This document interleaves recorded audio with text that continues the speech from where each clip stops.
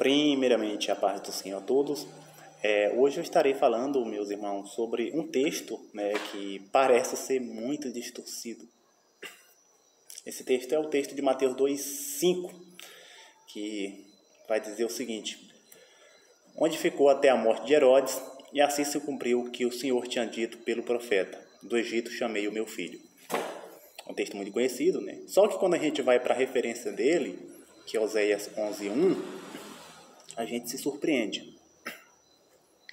Quando Israel era menino, eu o amei, e do Egito chamei meu filho. Então, o texto está falando de Israel, e parece que Mateus rasgou apenas um pedaço, né, do Egito chamei meu filho, né, e colou lá no Evangelho, né, para provar que Jesus é o Messias, sem considerar praticamente todo o contexto. Pelo menos é o que parece.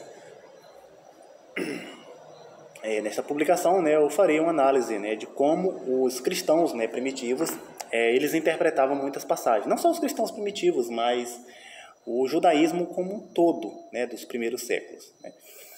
E quando a gente faz uma pesquisa, né, tanto bíblica quanto cultural, a gente chega à conclusão de que era, né, a tipologia ou figuras, né, ou midrash, né, no contexto judaico, era um método, né, de interpretação muito comum naquele período.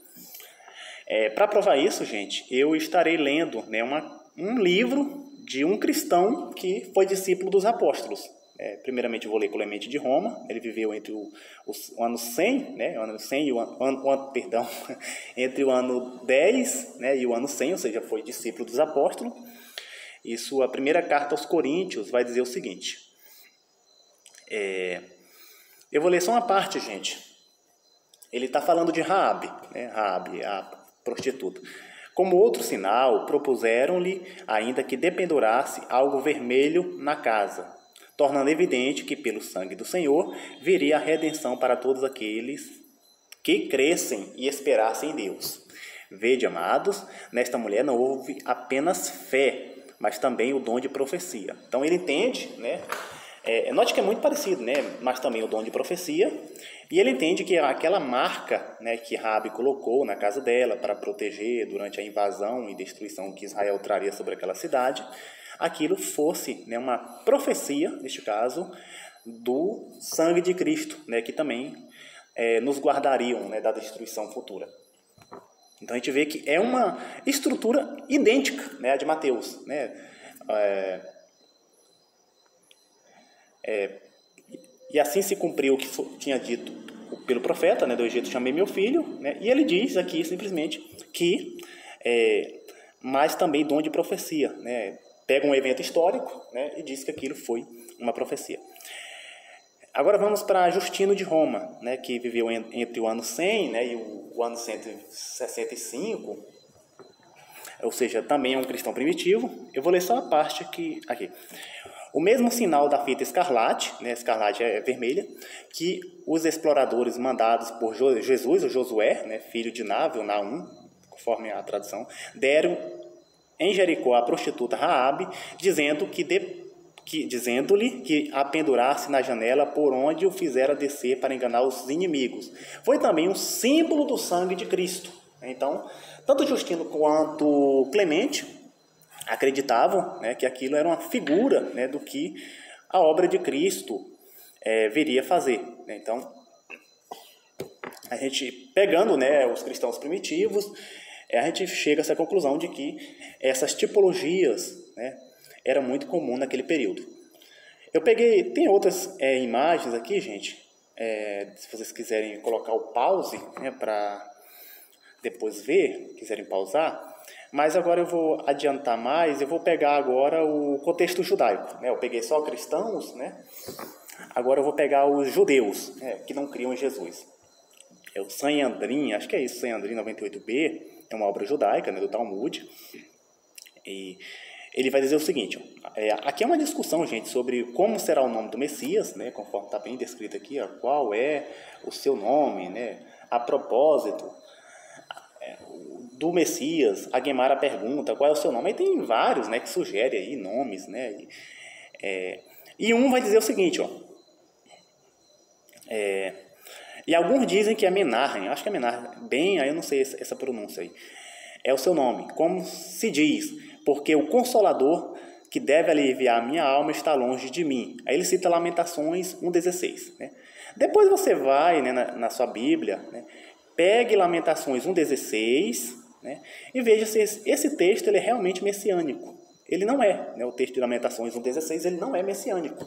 Mas o rabino, né, pega esse texto e entende, né, nele uma figura, ou no contexto judaico, né, um midrash, né, do que seria o nome do Messias. Né.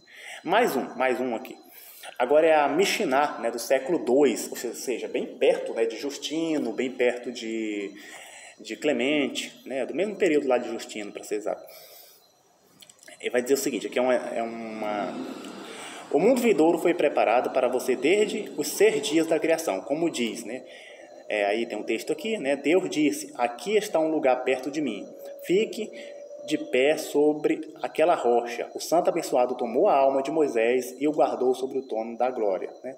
Como está dito, né? Aí, 1 Samuel 25, 29, a alma do meu mestre será ligada no vínculo da vida. Você pega o texto, gente, de 1 Samuel 25, 29 e vê se ele realmente está falando da imortalidade da alma. Não está, né? Mas o rabino, ele pega esse texto e vê nele uma figura, né, do que seria a condição do homem pós-morte, né?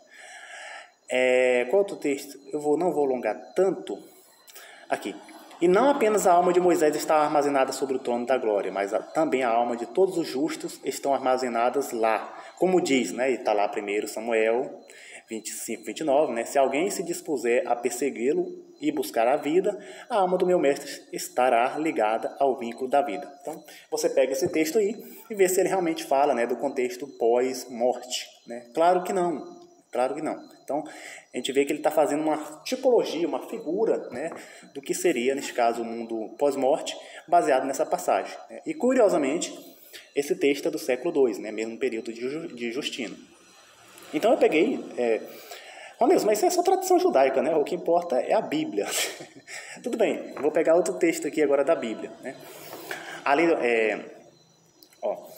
Porque assim como esteve Jonas 3 dias e 3 noites no ventre do grande peixe, assim o Filho do Homem estará 3 dias e 3 noites no coração da terra. Né? Mateus 12. Né? Ou seja, Jesus, né, interpretou aquele período, né, de Jonas no ventre da terra como uma figura do que aconteceria, neste caso, com a sua própria história. Né?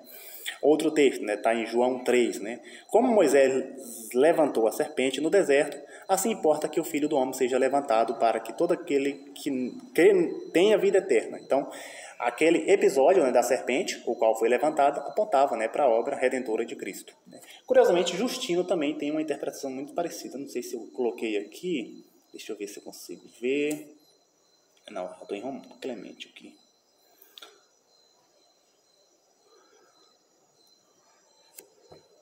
Eu acho que eu não coloquei. Mas eles têm algo parecido também.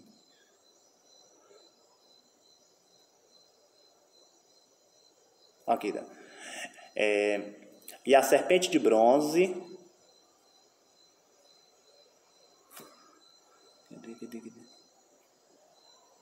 Aqui. Deixa eu marcar aqui.